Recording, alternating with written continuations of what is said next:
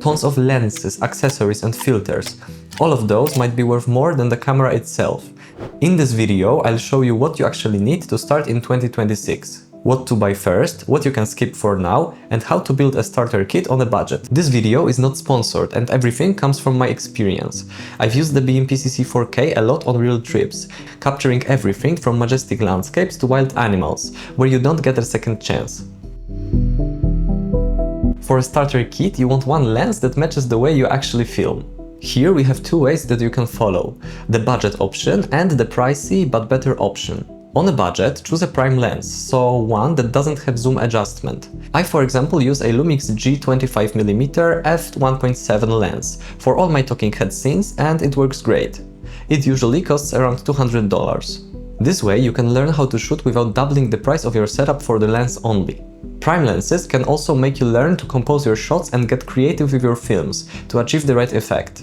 The more expensive way is to go for a zoom lens. This will give you a much more flexible setup, allowing you to switch between different focal lengths on the go. If you can afford it, a zoom lens is worth it. Especially outdoors, where you don't want to swap lenses in wind and rain. It covers everything from landscapes to mid-shots and details. I use an Olympus 12-200mm f4 lens, and I really recommend it. It's great, but it will probably be a bit dark for indoor shoots without good lighting. Just don't overthink it. Pick one solid lens and start filming. Skill matters more than gear on this camera. A quick tip from me is to choose lenses with a proper manual focus feel. Focus by wire can work, but some lenses feel inconsistent, and that makes precise focusing harder. This topic is a complete rabbit hole with countless ways to go. The main thing to note, however, is this: the LPE6 battery that fits into the camera is quite bad, and you probably want to find a solution for this problem. Some people go with the V-mounts, so a separate big battery pack that can power the camera and other accessories somewhat externally. I went the other way and chose a dedicated Blackmagic battery grip. You mount it directly to your camera, making it bigger and bulkier, so that's something to consider. But if you don't need to get very compact, I think that it's a great solution. The battery grip does two main things. First, it lets you use two batteries instead of one. And second, it uses completely different batteries, the NPF 570 that will give you more battery life. So you get both more and better batteries. I prefer this method because I shoot outdoors a lot and it's easier for me to take a second set of batteries and change them quickly instead of using a V-mount. If you shoot high-quality formats like BRAW, you'll fill storage fast, and cheap SD cards won't have sufficient speed to handle the bitrate that the camera outputs. On Blackmagic website you can find a list of recommended storage media that for sure work with your camera, and you should definitely check it out. The most common ways here are SSD drive or CFast card. The CFast cards are much more expensive, but other than that they are great and let you stay compact with your setup. I use the Samsung SSD T7 Shield, that's much more affordable, fully compatible and gives me 2 TB of space. That fits 9 hours of 4K recording at 24 FPS in BRAW 5:1. Make sure to use a good cable for your drive, preferably the one from the manufacturer, because a cheap cable can drop frames and destroy your recording. Now we have the must-have section covered. That means that you can already record and practice, but you probably won't get the desired effect. That's why let's go to the second section, the essential gear. This might be the most important piece of gear that is completely essential if you want to achieve a cinematic look. On the BMPCC 4K, if you try to shoot without ND filters, you will end up with overexposed footage. And then you'll start making ugly compromises, like stopping down to f22 just to survive the exposure, or you'll crank shutter speed and the motion starts looking crispy and unnatural. So for a starter kit, ND filters are not optional, especially if you shoot outdoors, they're just part of the camera. Think of ND filters as sunglasses for your lens. This way you can limit the amount of light that enters the camera, keeping the settings for the best look. If you want the simplest and cheapest approach, start with a good variable ND from a reputable brand, and you will be set for recording in different conditions. If you want the cleanest image, fixed NDs are often better, but you'll need more of them and that costs more. I use Hoya HD MK2 filters that are great and don't leave any weird color cast on my footage. I leave the links to all the gear in the description below. You can use them to support the channel. Thanks! You can choose the size of NDs that fit your lens, or choose a bigger size and use step-up rings to make those NDs fit your future lenses. It's a great way to future-proof your gear. And if you shoot a lot of water, wet rocks, reflections or cars, a CPL filter can be a game changer, but I will tell you more about it later.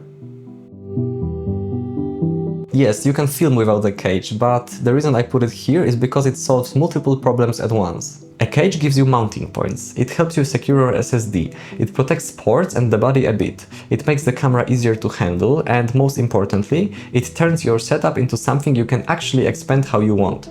I use a small rig full cage that also fits my battery grip and allows for multiple different attachments, like top handle or a camera strap. For a starter kit, you don't need the biggest cage with 20 arms and gadgets. You just need a simple solid cage that fits your camera and gives you options for the future. Think of it like building a foundation.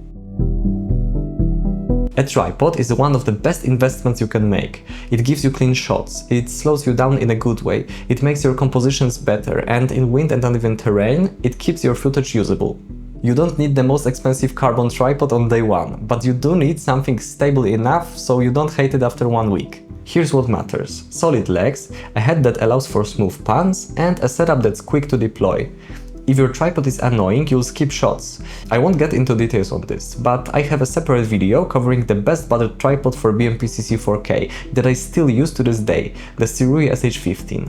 Make sure to check it out, it costs less than $200 and is a great starter choice. Now we are getting into the fun section, upgrades that can improve your image and comfort, and make the camera feel like an extension of your hand. Let's go back to the polarizing filter. To keep it simple, a circular polarizing filter removes the reflections from surfaces. It adds richness of colors and depth to the image, especially when recording in a wet environment or focusing on rivers, lakes, maybe waterfalls or wet rocks.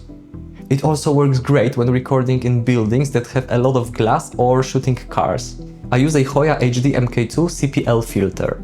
If you are looking for this filmic premium vibe, it's a great choice. I used it in Iceland all the time. The matte box is also a part worth considering if you shoot outdoors a lot. Its main function is to improve the contrast in the image, blocking the sunlight that goes into your lens from the sides. You can think of it as a baseball cap that protects you from the sun shining into your eyes. I use a small rig mini matte box that's cheap and very lightweight.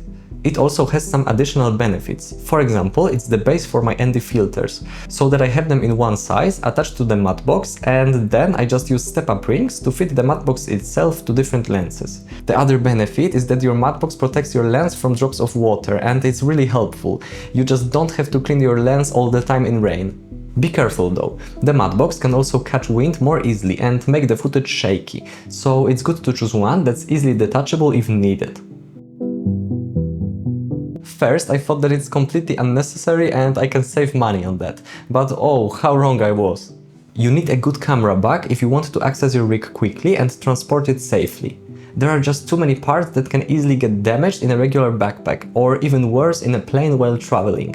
I use Tenba Cineluxe 21 backpack that fits my whole setup perfectly and is great for keeping your gear secure and easy to use when needed.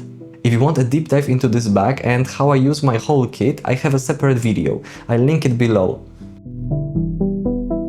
External monitor is a piece of gear that I don't have, but it will be my next upgrade, hopefully as soon as possible. If you've ever tried to judge exposure or focus on the BMPCC 4K screen in bright daylight, you already know why this matters. It can be really hard to see. Also, it would be great to see my preview on top of the camera, so I could fully use my top handle, get low with the camera and still see what I'm recording, and especially if it's in focus. The last but not least, follow focus, which is also my next upgrade planned, combined with the monitor. It lets you focus easily, making changes more precise, but also the placement on the side of the lens is much more comfortable and I can't wait to test it. There are a lot of options to choose from, mostly differing in the quality of build and additional features like support for wireless adjustments. Depending on your setup, you can use the 3.5mm input or the Mini XLR. I use DJI Mic 2 for all my films and it works great. I really recommend it, but the audio itself is a completely separate topic on its own. I won't cover audio in this video because it fully depends on your needs. You can choose any microphone and connect it to your camera. Don't buy it all at once. The smartest way is to build it step by step, based on what annoys you most while filming. Because the perfect rig is not the biggest rig. It's the rig that matches your needs, and you will realize what would improve your films as you practice with what you have.